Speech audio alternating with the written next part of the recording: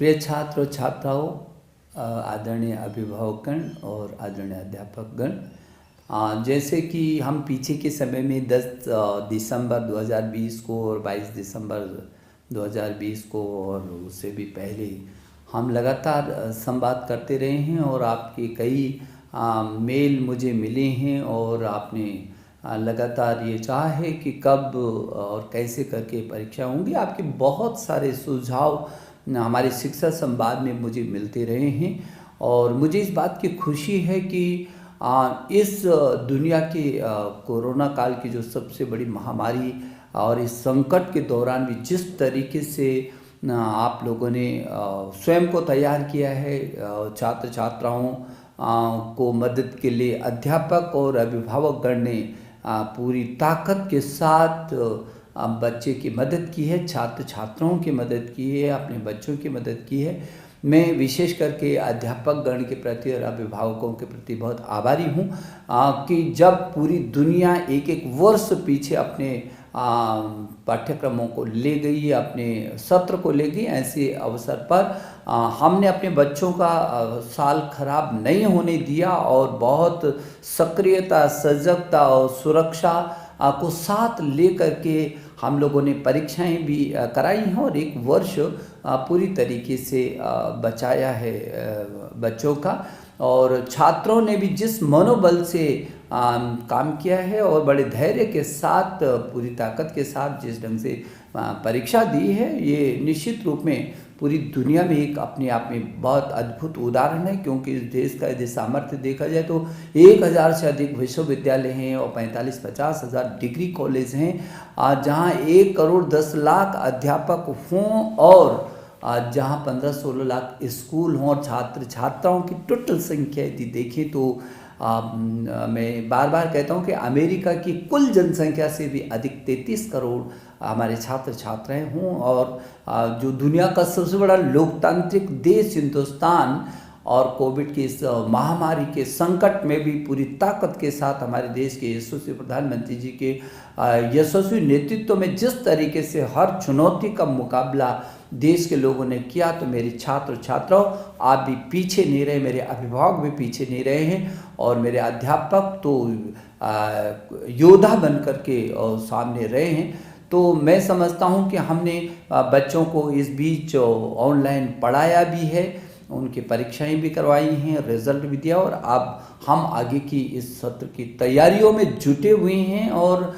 Digital India जो हमारे देश के प्रधानमंत्री का विजन था, इस कोरोना काल ने उस विजन को क्रियान्वित किया धरती पर। मैं समझता हूं कि 33 करोड़ छात्र छात्राओं को ऑनलाइन पर लाना दुनिया सोच भी नहीं सकती है। हाँ, अभी कुछ छात्र छात्रा ऐसे हैं जिनके पास स्मार्ट टेलीफोन नहीं है, जहाँ नेट की सुविधा नहीं है, लेकिन हमने उनको भी वंचित नहीं रखा। हम टेलीविज़न के माध्यम से, रेडियो के माध्यम से, सामुदायिक रेडियो के माध्यम से और जैसे कि one nation one digital platform की हमने बात की थी और वन क्लास 1 चैनल की बात की थी और हमारे स्वयं प्रभा के 32 चैनल जो 24 घंटे हमारे छात्र छात्राओं के लिए समर्पित हैं, DTH पर उनकी समर्पितता है। और उसी से जो छात्र दीक्षा पर नहीं आ सके हैं, अब उसके कारण उनको दिक्कत हुई, मोबाइल में नहीं उसको पा सकें, उनको भिन्न भिन्न तरीके से हम लोगों ने किया। लेकिन मुझे इस बात की खुशी है और ये कहते हुए मुझे गर्व भी महसूस होता है कि हिंदुस्तान की शैक्षणिक जो गतिविधियां हैं वो पूरी ताकत के साथ खड़ी रही हैं,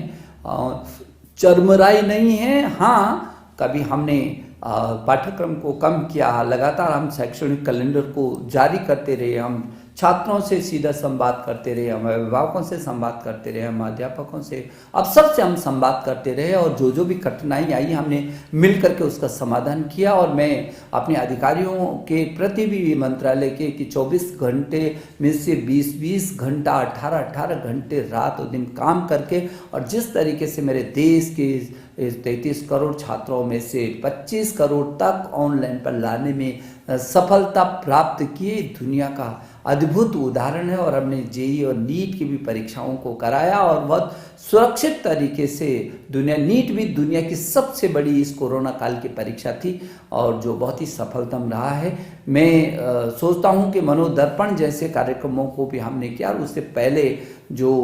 जेईई की परीक्षा के लिए जो एनटीए ने ऐप बनाया था और लगातार कैसे करके छात्र को जो संभव हो सकता है वो क्या क्या किया जा सकता है, लगातार इस दिशा में हम लोग प्रयासरत हैं। और मेरे छात्र छात्रों, मुझे लगता है कि कभी एक समय था जो मोबाइल पर हम अपने केवल मित्रों से बात करते थे, अब मोबाइल पर हम दीक्षा को डाउनलोड कर रहे हैं और हम पढ़ाई कर रहे हैं। एक समय था जब आप ईयरफोन लगा करके केवल गाना सुना करते थे, लेकिन आज वो ईयरफोन लगा करके आप पाठ्यक्रमों को सुनते। एक समय था जब टेलीविज़न केवल मनोरंजन का विषय होता था, लेकिन आज वही टेलीविज़न हमको शिक्षा के काम में भी ला रहा है, हमारे पाठ्यक्रमों को हमको समझा रहा है। स्वयं प्रभा पर हम उसको अच्छे तरीके से देख पा रहे हैं। तो मैं समझता हूँ बहुत आमूलचूल तेजी से बदलाव आ रहा है। जो नई शिक्षा नीति हम लेकर आए हैं पूरी दुनिया में सबसे बड़े रिफॉर्म के रूप में आ रही है, सारी दुनिया ने स्वीकार। मुझे खुशी है कि हमारे देश ने भी उत्सव के रूप में इस नई शिक्षा नीति 2020 को स्वीकार किया है। मैं समझता हूं कि आपके मन में ज़रूर है कि कब ये परीक्षा, हमने पहले भी कहा था जब पहले के संवाद में कि हाँ, फरवरी तक आपकी कोई परीक्षा नहीं होगी, क्योंकि आपकी अनिश्चितता सी बनी है। जनवरी आ गया और पहले जनवरी फरवरी में प्रैक्टिकल भी शुरू हो जाते थे, परीक्षाएं शुरू हो जाती थी, तो मार्च तक वो पूरी होती थी। और इन परिस्थितियों में बहुत आपसे संवाद करने के बाद और व्यापक परामर्श करने के बाद अब हम लोग इस निर्णय पर पहुंचे हैं कि जो बोर्ड की परीक्षा है हमारी, वो बोर्ड की परीक्षा जो 10वीं और 12वीं की जो बोर्ड की परीक्षा है, वो बोर्ड की परीक्षा 4 मई से प्रारंभ हो जाएगी। और 4 मई से प्रारंभ होने वाली ये बोर्ड की परीक्षा हमको भरोसा है कि हम 10 जून तक इसको पूरा कर सकेंगे। और समय पर ही हम लोग कोशिश करेंगे कि हम समय पर उसके बाद कॉपियों का निरीक्षण कराएंगे और समय पर आपका रिजल्ट भी हम तैयार करके करना चाहेंगे। और परिणामों को घोषणा 15 जुलाई तक कर देनी चाहिए। प्रैक्टिकल की जो परीक्षाएं हैं वो आपकी 1 मार्च से शुरू हो जाएंगी। मेरी शुभकामना, आप पूरी ताकत के साथ और बहुत आत्मबल के साथ बिना किसी तनाव के आप परीक्षा की तैयारी में जुटे। वक्त भी हमारे पास है और आपको पाठ्यक्रम भी बहुत अच्छा आ रहा है। और सीबीएसई ने वैसे भी इन प्रस्तुतियों में 30% पाठ्यक्रम को अपना कम किया और लगातार आपके साथ हम संवाद में हैं। सीबीएसई बोर्ड के चेयरमैन लगातार इस दिशा में नज़र रखे हुए हैं और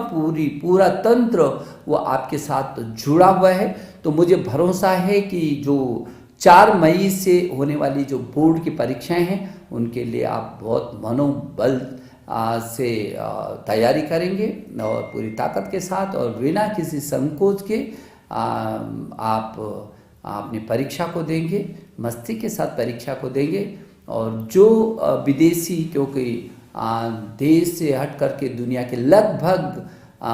25-26 देशों में जो सीबीएसई के स्कूल चल रहे हैं, दुनिया के इन 25 देशों में रहने वाले छात्र छात्राएं भी यदि मेरी बात को सुन रहे हैं तो उनको कोई चिंता करने की ज़रूरत नहीं है। उनके भी हर समाधान को करने की हम कोशिश कर रहे हैं। मेरे प्रिय छात्र छात्राओं, 2020 बहुत योद्धा की तरह आपने इस 2020 को आप विदाई दे रहे हैं और मैं नए वर्ष की जो पूर्व संध्या पर मैं आपको शुभकामना देने के लिए आपके बीच आया हूं। और नई तिथियों की घोषणा की आने वाले साल में हम इन तिथियों का भी स्वागत करना चाहते हैं, जब मेरे आप सभी छात्र छात्राएं बहुत मनोयोग के साथ बिना किसी तनाव के अपनी परीक्षाओं को देंगे। मैं आपके अभिभावकों को और आपके अध्यापक गण को एक बार फिर अभिनंदन करता हूं और आपको शुभकामना देता हूं। नमस्ते।